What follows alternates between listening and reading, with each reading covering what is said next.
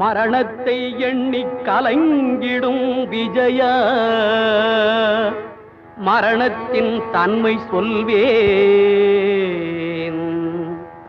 மானிடர் ஆன்மா மரணமெய்தாது மறுபடி பிறந்திருக்கும். மேனியை கொல்வாய் மேனியை கொல்வாய் வீரத்தில் அதுவும் ஒன்று. நீ விட்டு விட்டாலும் அவர்களில் மேனி வெந்துதான் தீரும் ஓர் நாள்.